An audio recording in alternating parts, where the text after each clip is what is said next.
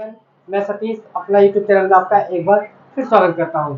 Friends, आज का हमारा टॉपिक है हैव टू हैज टू का प्रयोग।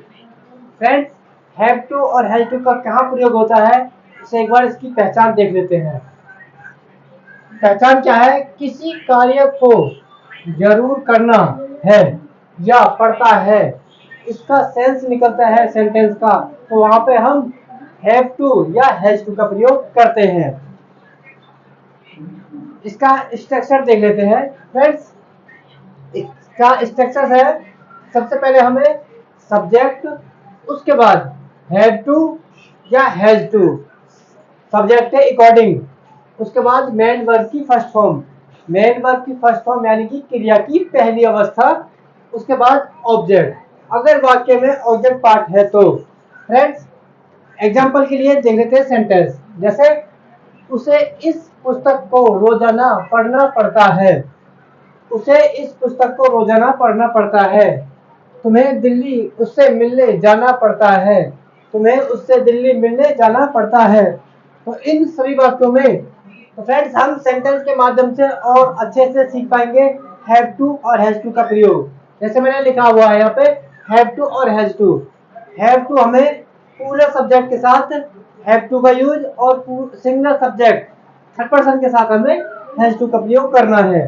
तो फ्रेंड्स, मैंने सेंटेंस लिखा है राम को उसकी पढ़ाई में मदद करनी पड़ती है, राम को उसकी पढ़ाई में मदद करनी पड़ती है। तो फ्रेंड्स, इसको हम ट्रांसलेट करते हैं इंग्लिश में। तो फ्रेंड्स, सबसे पहले लिखेंगे राम। राम क्या है? एक सब्जेक्ट है, तो हम लिखेंगे राम। राम क्या है? एक सिंगल सब्जेक्ट है, तो राम, राम हैज टू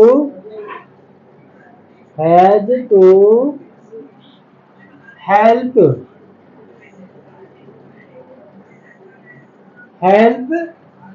उसकी हेल्प him in study.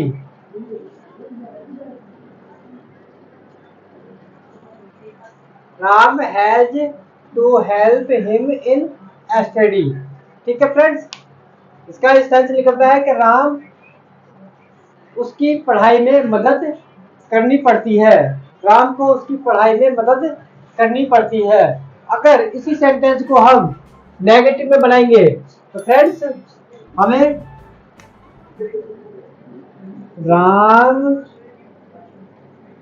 Ram has not to help him in study. ठीक है फ्रेंड, अगर क्या राम को उसकी पढ़ाई में मदद करनी पड़ती है तो क्या करेंगे हम? सबसे पहले हैज को आगे ले आएंगे, क्या करेंगे? हैज, उसके बाद Ram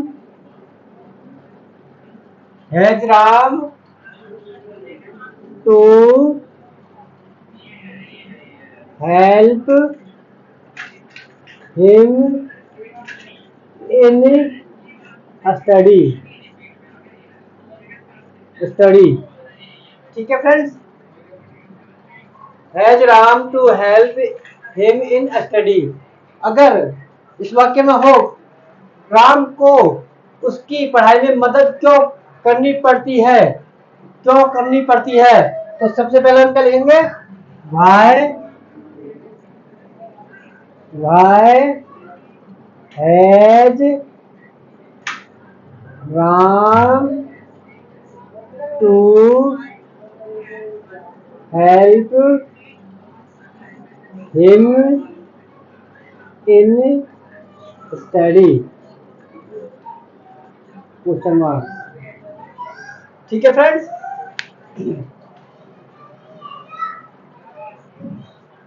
Y has Ram to help him in study.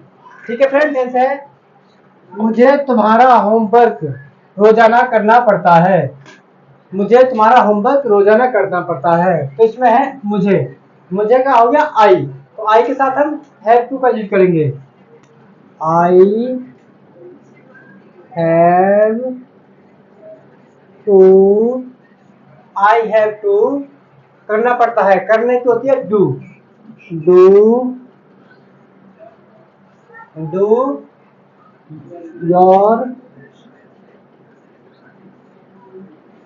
Your homework, your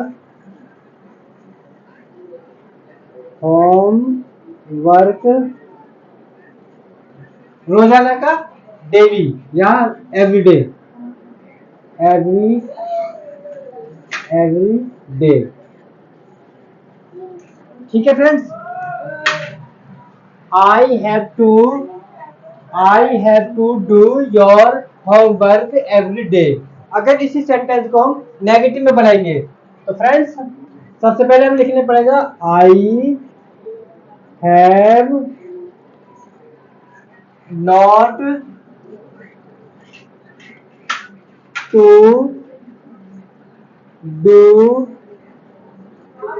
your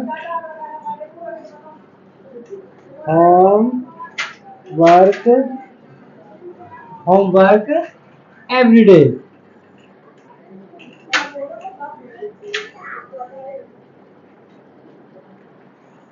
ठीक है फ्रेंड्स, अब हमें करना पड़ जाए, क्या मुझे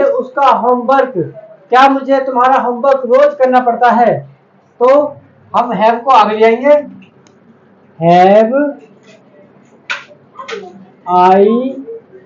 have I to do your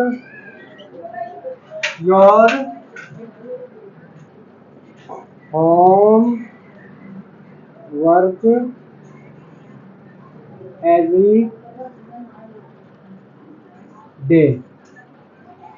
question mark. Have I to do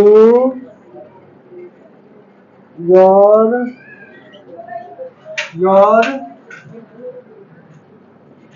homework every day? Question mark. ठीक है friends, have I to do your homework every day क्यों करना पड़ता है, तो क्या हो गया भाई, why have I to do your homework every day?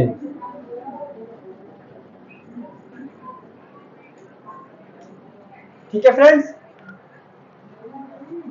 Y have I to do your homework every day. ठीक है फ्रेंड्स, पिताजी को हमारे लिए पुस्तक खरीदनी पड़ती है। पिताजी को हमारे लिए पुस्तकें खरीदनी पड़ती हैं। ठीक है फ्रेंड्स, तो क्या है पिताजी क्या है, एक सिंगुलर सब्जेक्ट है, यानी कि एक वचन करता है, तो हमें यहां लिखना पड़ेगा the father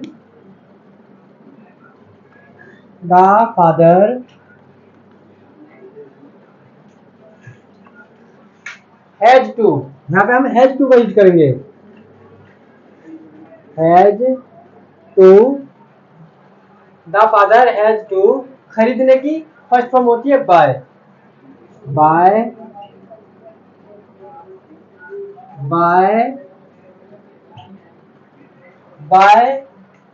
the book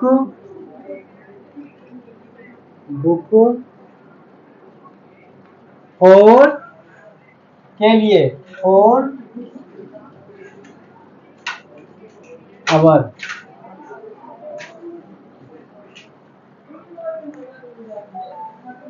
the father has to buy the book for our books, our. अगर इसी सेंटेंस को हम नेगेटिव में बनाएंगे तो फ्रेंड्स सबसे पहले हम लिखना पड़ेगा the father The father has not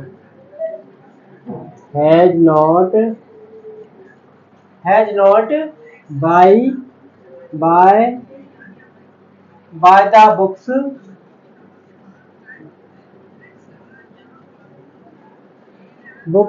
for us.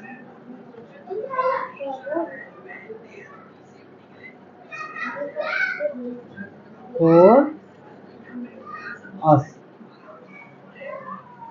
ठीक है फ्रेंड्स, अगर इस वाक्य को हमें इस तरह से बोलना पड़े, क्या पिताजी को हमारे लिए पुस्तकें खरीदनी पड़ती हैं, तो सबसे पहले हमें लिखना पड़ेगा has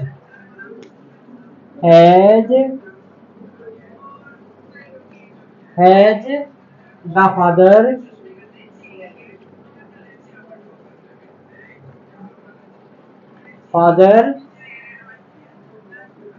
to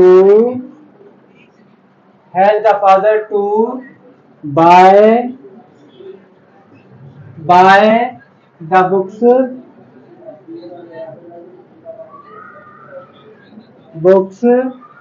for us? Question mark. अगर वाक्य में हो इंट्रोगेटिव, यानी कि इंट्रोगेटिव वर्ड हो अंदर, जैसे पिताजी को हमारे लिए पुस्तकें क्यों खरीदनी पड़ती है, तो यहाँ पे लिखेंगे वाई, उसके बाद has the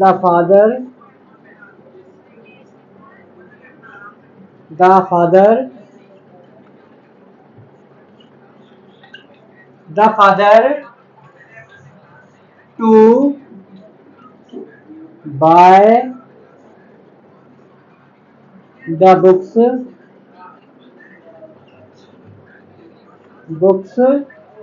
for us.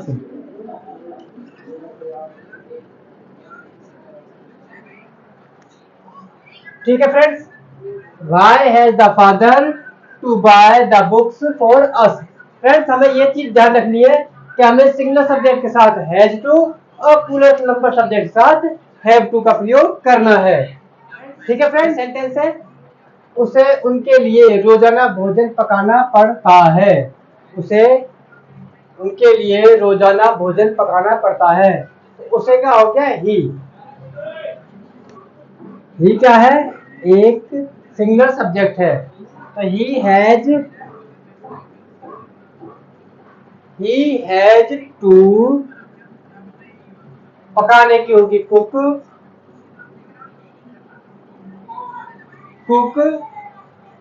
The food, भोजन, द फूड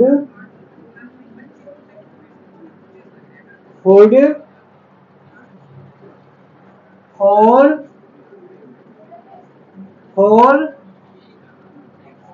उनके लिए देम यानी रोजाना, यानी कि everyday.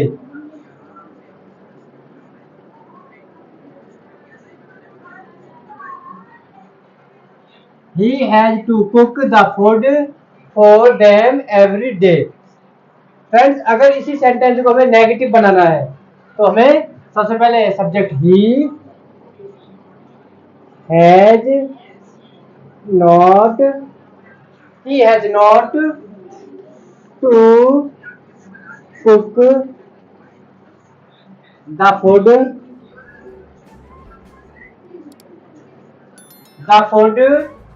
for them every day.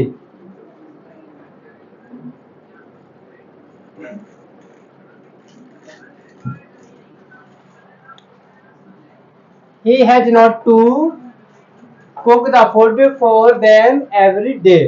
अगर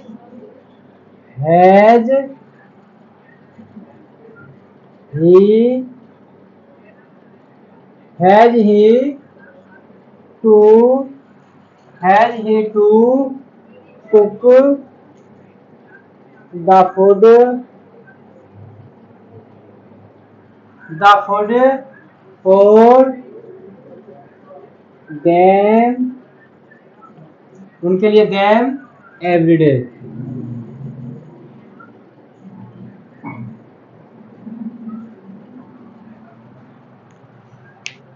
अगर इसी वाक्य को हम जैसे उसे उनके लिए रोजाना भोजन क्यों पकाना पड़ता है, क्यों पकाना पड़ता है, तो इसके लिए हमें क्या पढ़ना पड़ेगा, सबसे पहले हम लिखना पड़ेगा वाई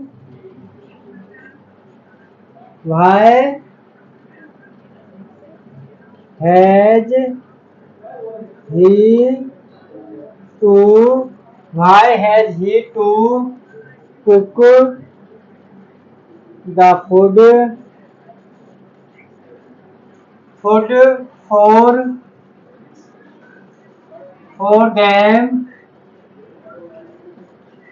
them every day।